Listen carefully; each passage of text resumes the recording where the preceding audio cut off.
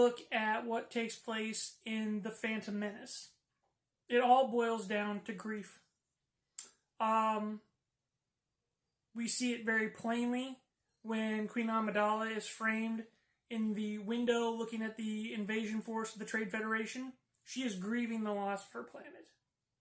And she's not just going to sit back and go through the grieving process and accept what is taking place. She gets angry, which is another one of the stages of grief.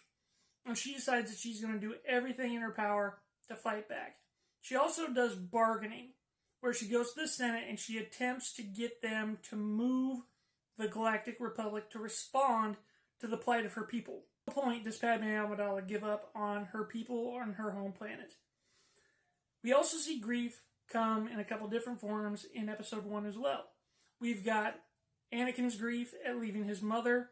He's saddened by this. He's depressed by this. We see that reaction on the Royal Naboo starship when Padme comes up and offers him a blanket, and he says that he misses his mother. He reiterates that again when he's standing in front of the Jedi Council.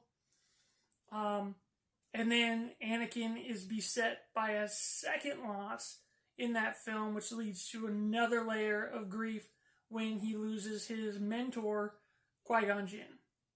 And Obi-Wan and Anakin are unified by this grief, but they go about dealing with it in totally separate ways.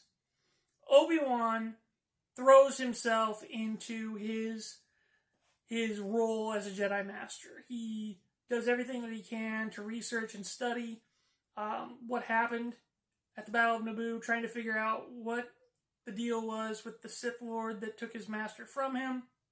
And Anakin indulges in more recklessness and risk-taking behavior, which is not uncommon because he's an adolescent.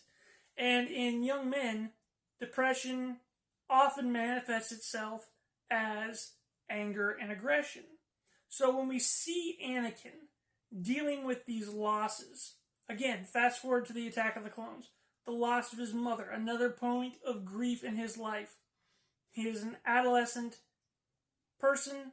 He is struggling to comprehend his grief despite all the teachings that he has gone through. He is raw to the bone with grief over the loss of his mother. And his reaction to that is anger. It's totally understandable. It's not a leap of logic for this character to lash out against his tormentors, in this case, the Sand People, because that's what his emotional spectrum is at that moment. He is grieving. He's depressed. He's angry. He has nothing to bargain with. We see that he wants to bargain when he goes back to the shop and he's talking to Padme about why he can't fix everything. He wants to bargain. He wants to make something happen to bring his mother back. But that doesn't fall into place, and he's left with this loss. Skip ahead to the Clone Wars.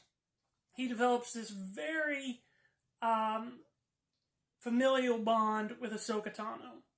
I wouldn't say it's like father and daughter, but it's definitely on the level of siblings.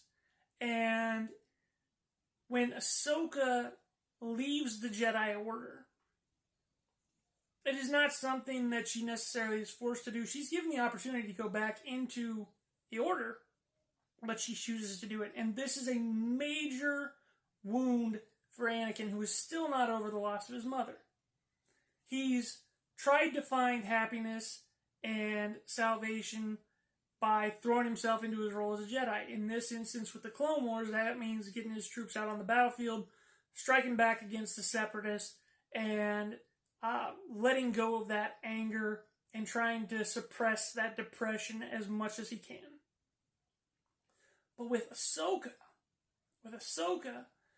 he already feels like he's had some measure of revenge against the Sand People.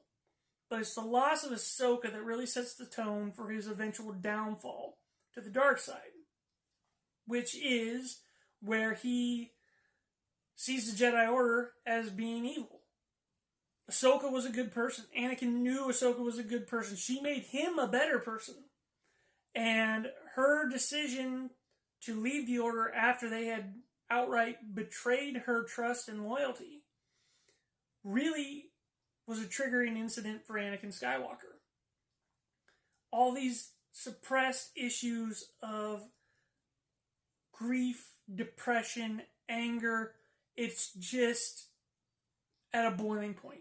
So by the time we get to the Revenge of the Sith, when Anakin finds himself in a position where he is going to potentially lose his wife and his unborn child, this is where he goes into the bargaining phase. And Anakin is super committed to bargaining or finding a solution to prevent Padme's death and the death of his child. And ultimately, as we all know, that leads to his deal with the devil, with the Emperor. But the Emperor, again, feeds into his worst instincts and allows him to express his grief in a manner that feels natural to Anakin at the time. Again, we're talking about this stuff taking place over the span of like 15 years. A lot of people think about grief and they think that, there's a grieving period, but after a certain amount of time, you just need to put it behind you and move forward. That is incorrect.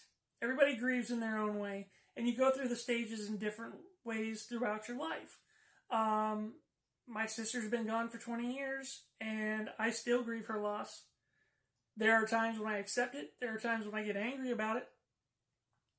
There's times when I think, why did it happen to her? Couldn't it have been somebody else? But that grief has lingered in my life, and I see that reflected in the story of Anakin Skywalker. Because when I was young too, I became angry. I was an adolescent. I wasn't fully developed cognitively. And my default was not to manifest depression as sadness. My default was to manifest depression as anger. Because in our society, anger is more socially acceptable. So when people talk about understanding where Anakin was coming from and the reason why he did those things, it makes sense to me because maybe they've gone through the grieving process as well and they've experienced this loss.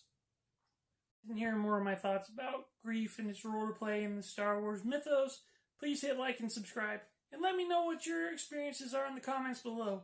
Because I think what we really need is a community of people that care, that are committed to helping one another out and recognizing when things become too difficult.